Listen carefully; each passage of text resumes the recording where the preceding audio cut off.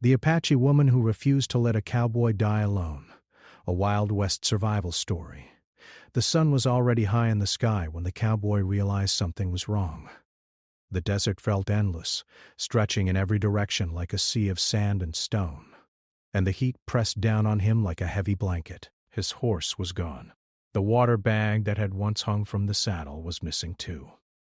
He tried to stand, but his legs shook and he fell back onto the ground, the dust rising around him in a slow, tired cloud. His name was Daniel Reed, though no one was around to call it now. He was a man who had spent most of his life moving cattle, moving from town to town, moving away from trouble and sometimes straight into it. But this time, there was no town waiting ahead. There was no trail to follow, only silence. Hours earlier, he had been riding with others, part of a small group driving cattle across open land. The job was supposed to be simple, just another run, just another paycheck. But the land had its own rules, and the day had turned in a way no one expected. Confusion broke out. Voices were raised, horses scattered. Daniel remembered dust, shouting, and then pain, sharp and sudden like fire across his side. After that, everything blurred together. Now, lying on the hot ground, he could barely tell how much time had passed. The sun moved slowly, cruelly, as if it enjoyed watching him struggle. His mouth was dry, his lips cracked. Every breath felt heavy, like he was pulling air through cloth. He tried to call out, but his voice came out as a weak sound that disappeared in the open space. He thought of getting up again, of walking until he found something, anything. But his body refused to listen. The pain in his side reminded him that he was not whole anymore. He pressed his hand there and felt warmth, but he didn't look. He was afraid of what he might see. The desert was quiet in a way that felt alive. The wind moved softly, carrying dust and small stones. A bird passed overhead, circling once, then flying on. Daniel wondered if anyone would ever come back for him. The others might have thought he was gone for good. Out here, people disappeared all the time. The land kept its secrets. As the afternoon passed, the heat grew worse. The ground burned through his clothes. His thoughts started to drift, slipping away from him like water through open fingers. Memories came and went. His mother's face, the smell of rain on dirt, the sound of boots on a wooden floor in some long-forgotten town. He remembered laughter too, though it felt like it belonged to someone else's life. When the sun finally began to fall, the light changed, turning the land gold and red. Shadows grew long, stretching like fingers across the sand. The air cooled just a little, enough to let him breathe easier, but the relief didn't last. Cold would come next, and he had nothing to protect himself from it. Daniel closed his eyes, not because he wanted to sleep, but because keeping them open felt like too much work.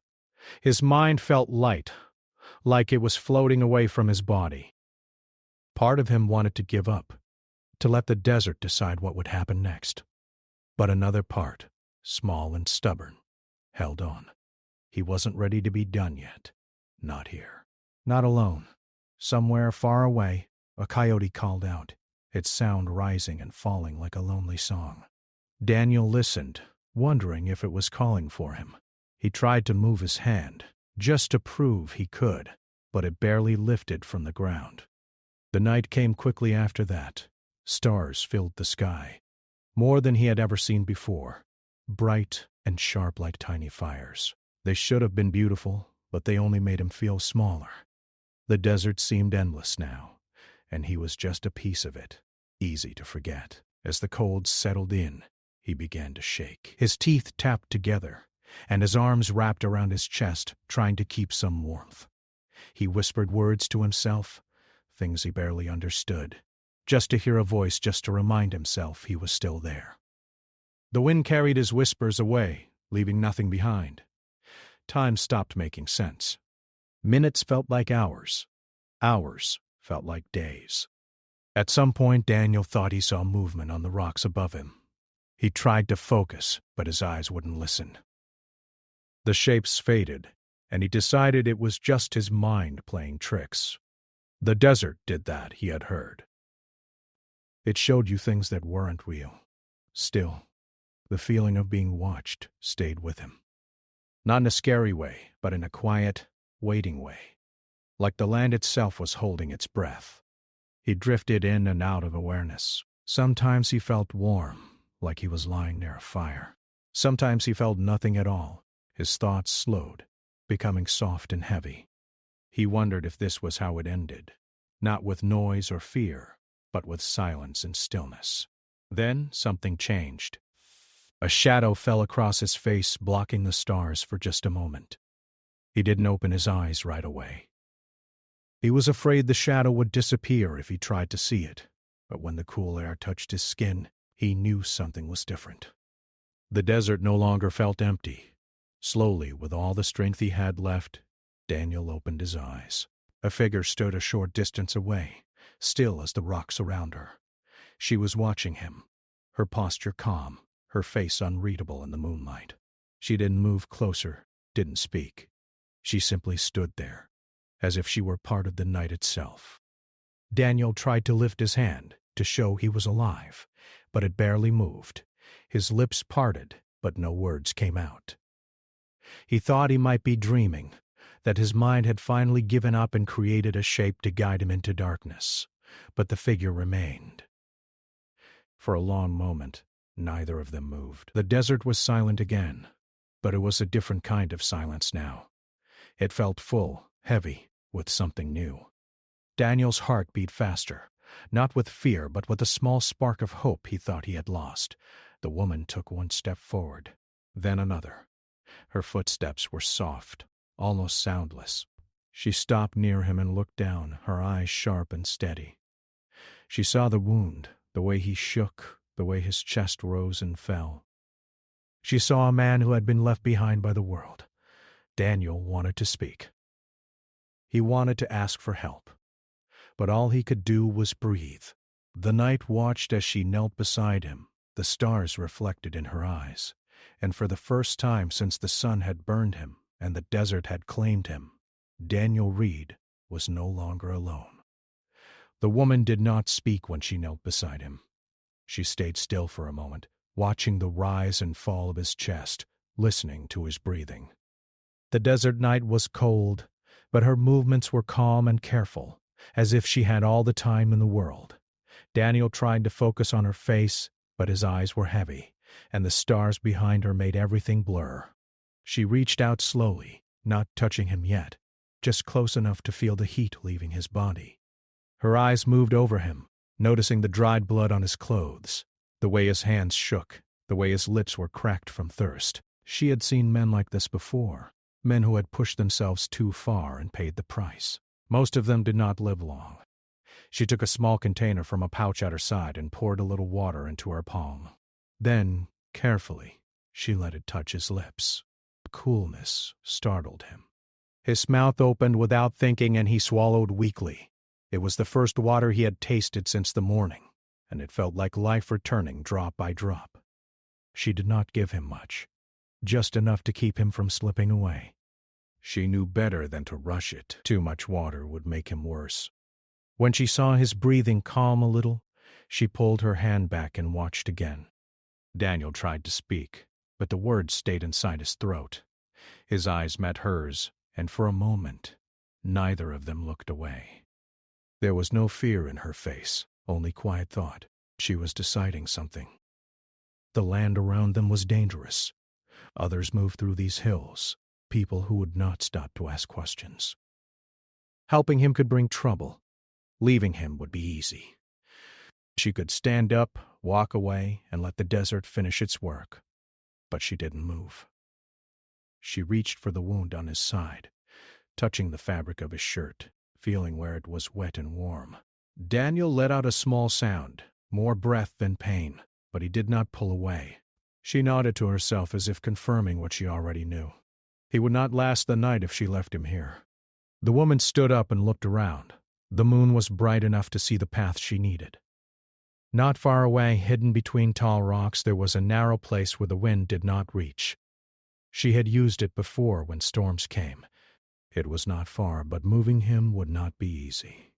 She took off her outer cloth and spread it on the ground beside him. Then she gently rolled him onto it, careful not to hurt him more. Daniel groaned softly, but his eyes stayed closed. He trusted her, even though he did not know why.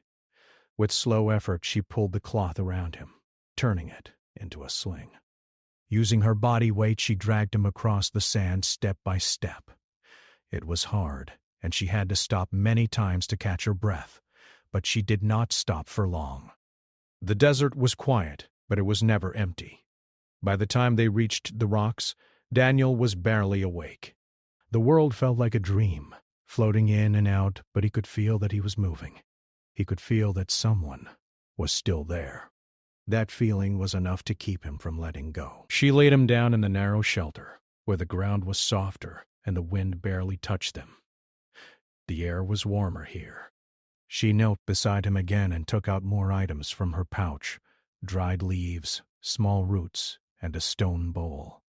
She crushed the plants together, mixing them with water until it became a thick paste.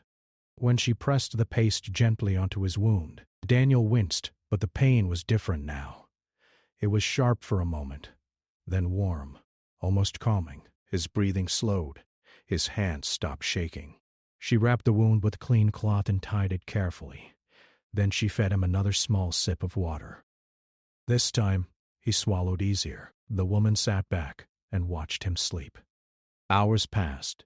The stars moved slowly across the sky, and the moon dropped lower. She stayed awake the whole time, listening to every sound, watching for any movement. Once she thought she heard voices far away, carried by the wind, but they faded quickly. Still, she kept her hand near her knife, just in case. When the sky began to turn gray, Daniel stirred. His eyes opened, slow and confused. For a moment he did not know where he was. The rocks looked strange. The air felt different. Then he saw her sitting nearby, her back against the stone, her eyes open and steady. He tried to sit up, but his body refused. A wave of weakness washed over him, and he fell back with a small sound. She moved closer and gently pressed his shoulder, a silent command to stay still. He obeyed without thinking. He had no strength to argue. "Water?" he whispered, his voice barely more than breath. She nodded and gave him a few more drops. Then she pointed to his side, making a small cutting motion in the air, followed by a flat hand. He understood. He was hurt. She had helped him. "Thank you," he said, though he wasn't sure she understood the word. His voice sounded strange to his own ears. She watched his mouth as he spoke, then nodded once. Not because she understood, but because she understood enough. The sun rose slowly, filling the canyon with light. The heat began to return, but the rocks still held the cool of the night. The woman gathered more plants nearby and returned to treat his wound again. Each time she touched him, her movements were gentle but sure, like someone who had done this many times before. Daniel watched her work. He noticed the small scars on her hands, the way she moved with purpose, the way she listened to the land as if it spoke to her. He wanted to ask her name, where she came from, why she was helping him, but the words stayed inside his head. He was too tired to shape them. Time moved differently now. He slept, woke, and slept again. Each time, she was there. Sometimes she was mixing herbs, sometimes she was watching the hills. Sometimes she was sitting quietly, her eyes closed, as if resting without sleeping. By the end of the second day, Daniel could sit up for short moments. His head still felt heavy, and his side hurt, but the pain was no longer sharp. It was a deep ache, the kind that meant healing had started. He tried to speak again, slowly this time, using simple words and signs. He pointed to himself. "Daniel," he said. She looked at him, then touched her chest. "Naya," she said softly. The sound of her name stayed with him, warm and real. He repeated it, clumsy but smiling. She almost smiled back, just for a second, before looking away. As the sun went down again, the desert changed colors, turning gold and red. The air cooled, and the shadows grew long. Daniel sat quietly, wrapped in the cloth she had given him, watching the land move and breathe. He understood now that she had made a choice. She could have walked away, but she didn't. She had stayed, and because of that, he was still alive. The night came again, calm and wide, but this time it did not feel empty. The stars looked less sharp, less distant. There was warmth beside him now, not just from the fire she lit, but from the simple truth that someone cared whether he lived or died. The days passed slowly, like the sun moving across the sky, steady and patient. Daniel no longer counted time by hours or nights. He counted it by moments. When the pain eased, when he could sit up a little longer, when he could drink water without feeling sick. Each small change felt like a victory, though he kept it to himself. Naya stayed near him always. Sometimes she left for a short while, moving quietly through the rocks to gather food or herbs, but she never went far. Each time she returned, Daniel felt a strange sense of relief, even though he didn't say it out loud. Her presence made the canyon feel safe, as if the land itself had agreed to protect them. She brought him roots to chew and thin soup made from plants and dried meat. The taste was strange at first, bitter and strong, but his body welcomed it. Slowly, strength began to return to his arms and legs. He could feel his blood moving again, warming him from the inside. They still did not share many words, but they found other ways to speak. When Daniel wanted to thank her, he placed his hand over his heart and bowed his head. When she wanted him to rest, she pressed 2 fingers gently on his shoulder. Their language was made of small gestures, quiet looks, and understanding. At night, they sat near the small fire she built carefully between stones. The flames were low, never high enough to be seen from far away. Naya was always careful. She watched the land the way a hunter watches the sky, alert to every sound. Daniel noticed this and learned to listen too. The desert spoke in soft ways, wind moving, stones shifting, animals calling in the dark. One night while the fire crackled softly, Daniel pointed to the stars. He traced shapes in the air, showing how he used to find his way on the trail. Naya watched closely, then smiled faintly and showed him different signs, different stories written in the sky. He didn't understand the words, but he felt the meaning. The stars were not just lights, they were memories, guides and stories passed down through time. As the days went on, Daniel began to walk again. At first it was only a few steps. His legs shook and sweat covered his face, but Naya stood beside him, ready to catch him if he fell. When he stumbled, she did not rush him. She waited until he was ready to try again. Each morning he walked a little farther. Each night he slept a little deeper. Sometimes when the wind was right they heard distant sounds, horses, voices, metal hitting metal. Naya would become still, her eyes sharp, her body tense. When that happened, she would signal Daniel to hide, and they would sit in silence until the sounds faded away. Those moments reminded him how fragile their safety was. The world had not forgotten them. It just hadn't found them yet. One afternoon, while Daniel rested against a rock, Naya returned with fresh water and something wrapped in cloth. She opened it carefully, revealing a small piece of dried meat in a smooth stone carved with symbols. She placed the stone in his hand and closed his fingers around it. He looked at her, confused. She touched her chest, then touched the stone, then pointed to him. He understood. It was for protection, for luck, for the road ahead. Daniel swallowed hard, feeling something tight in his chest. He nodded and held the stone close, as if it were something alive. That night he couldn't sleep. His body was healing, but his mind was busy. He thought about the life he had left behind, the trail that had brought him here, and the woman who had changed everything. He wondered what would happen when he was strong enough to leave. The thought made his stomach twist in a way pain never had. Before dawn, Naya woke him gently. The sky was still dark, but the air was cool and clean. She pointed to the narrow path leading out of the canyon. Then she pointed to him, then to the path again. It was time. Daniel stood slowly, leaning on a stick she had made for him. We was stronger now, but not whole. Still, he knew we could not stay forever. The land would not allow it. They walked together in silence, moving through the hidden trails Naya knew so well.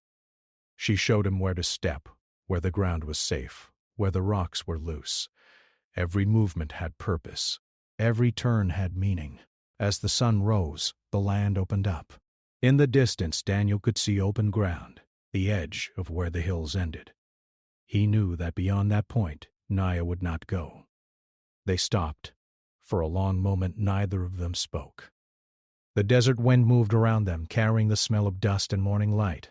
Daniel wanted to say everything, how grateful he was, how she had saved his life, how he would never forget her. But words felt too small. He placed the carved stone back in her hand. She shook her head gently and closed his fingers around it again. Then, slowly, she stepped back. Daniel watched her turn and walk away, her figure blending into the land until she was just another shadow among many. He stood there for a long time, even after she disappeared, holding the stone in the memory of her kindness. When he finally turned and began to walk, the desert felt different. It was still wide and dangerous, but it was no longer empty, because he carried a story now. Daniel had not walked far when he felt it. The land behind him was no longer quiet. The wind changed, carrying new sounds with it. At first they were faint, like echoes, but slowly they became clear.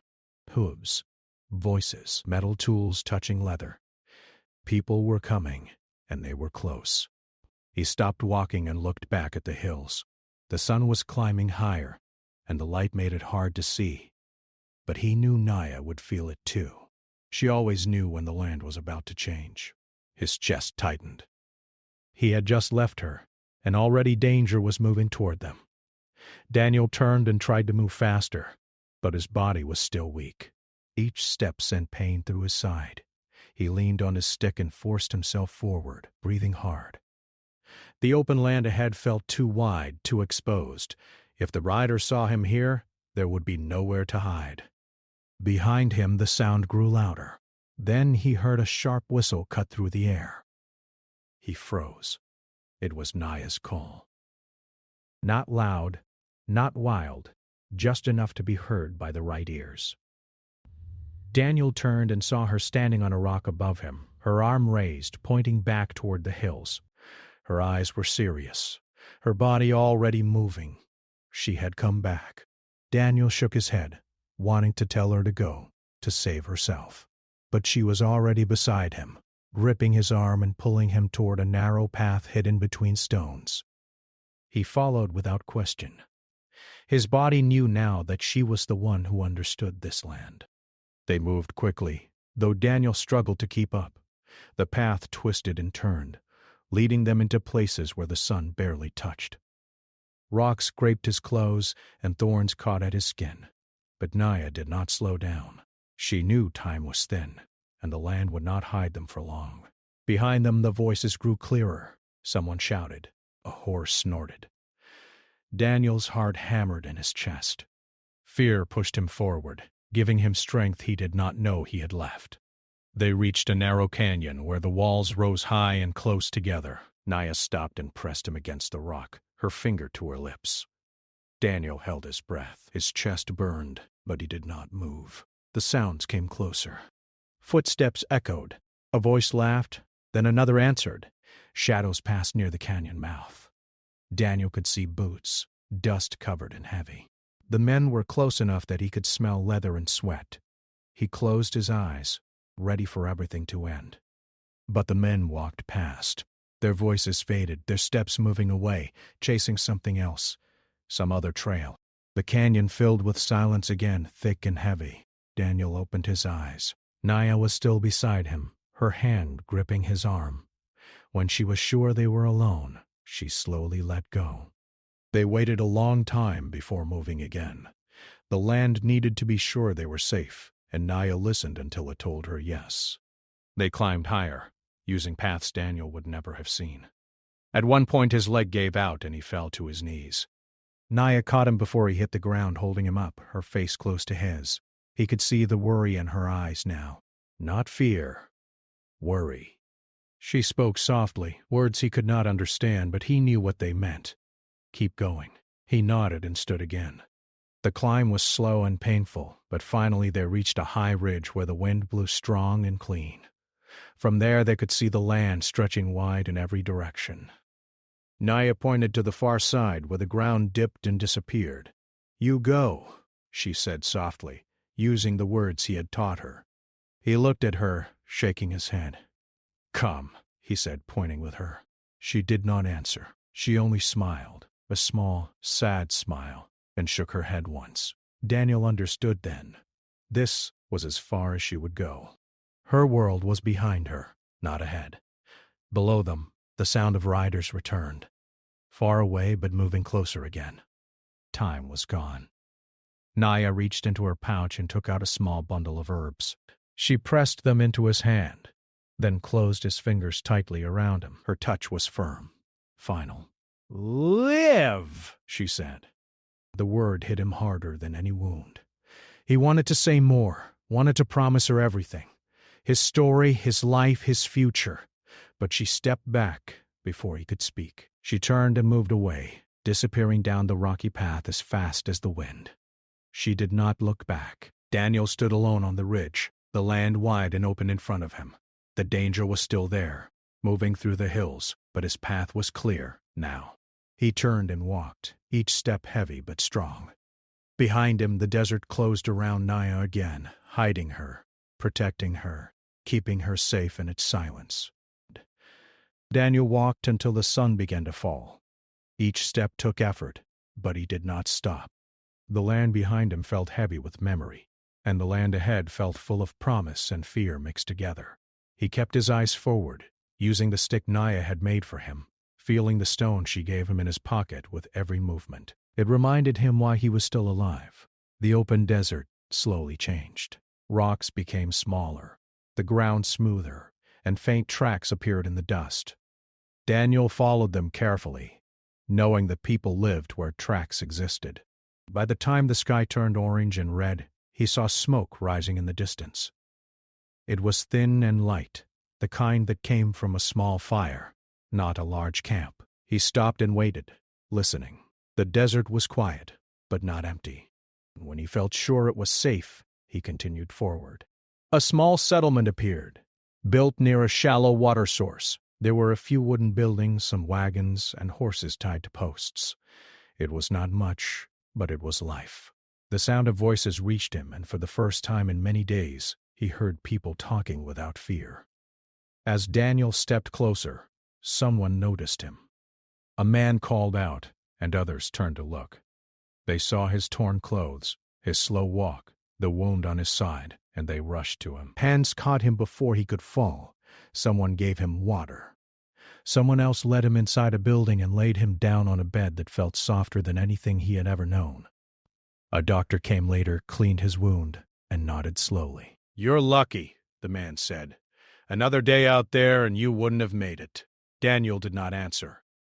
He closed his eyes, and for the first time since the desert, he slept without listening for danger. When he woke, days had passed.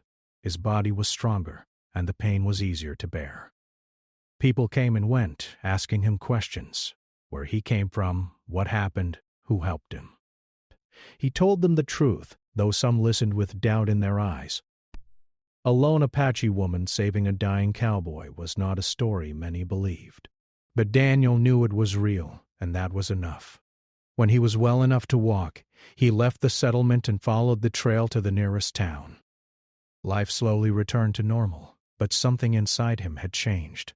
The noise of the town felt too loud. The people felt too rushed. He found himself missing the quiet, the slow moments, the way the land had spoken when you learned how to listen. He went back to work, riding trails and guiding cattle, but he was different now. He was kinder. He listened more. When he saw someone hurt or lost, he stopped to help, no matter the cost. People noticed. Some called him foolish. Others called him good. He did not care what they said.